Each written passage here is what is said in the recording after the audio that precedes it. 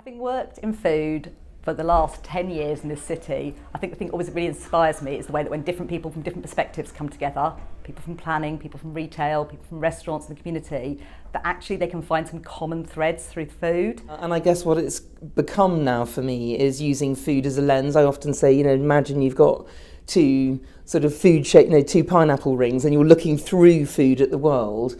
Because food connects everything together. So it's a brilliant way of asking really big questions like, what is a good life? And what does it mean to share? And what should our relationship with nature be? They all come together in food.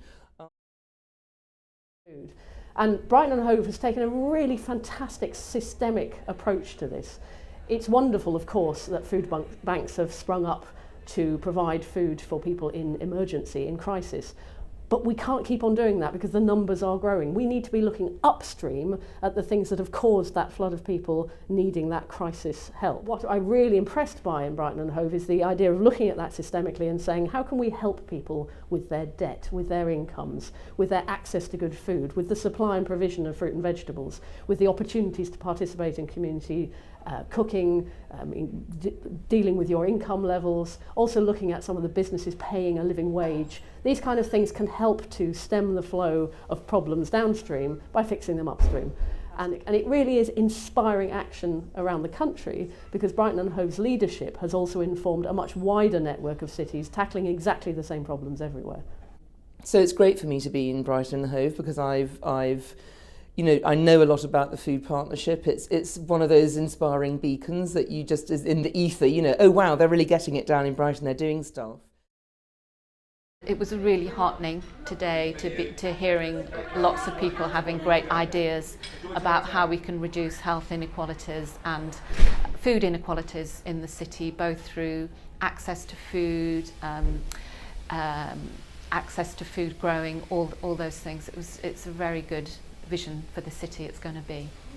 It's been great this morning, very well organised, covered a lot of different subjects, topics, and I think as a company it's in our interest locally to be involved and to be kept up to date with what's going on, and also the way that we work nationally, we could actually from a local perspective perhaps put some influence through to our head office to see what we could do to make a difference locally as well.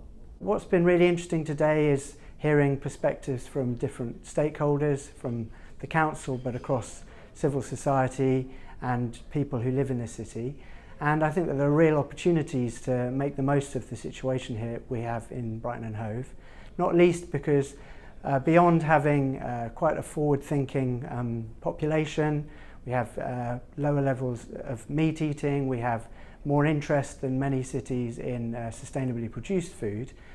We also have quite forward-looking planning, and almost uniquely Brighton and Hove also possesses as a city over 4,000 hectares of downland.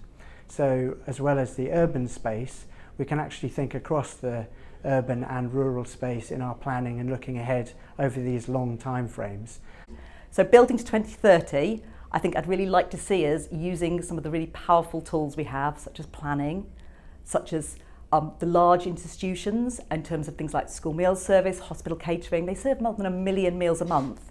But also having some fun with food. Food's never dull. We can actually have community gardens, shared food, shared meals. So again, that sense of bringing all these different levels together, individuals, communities, and big organisations and policy, we will genuinely have a better food system for the city by 2030. So for me, food is the sort of the magic pill, the magic lens, the magic bullet through which we can connect a lot of the issues we face and construct and build and shape a better world.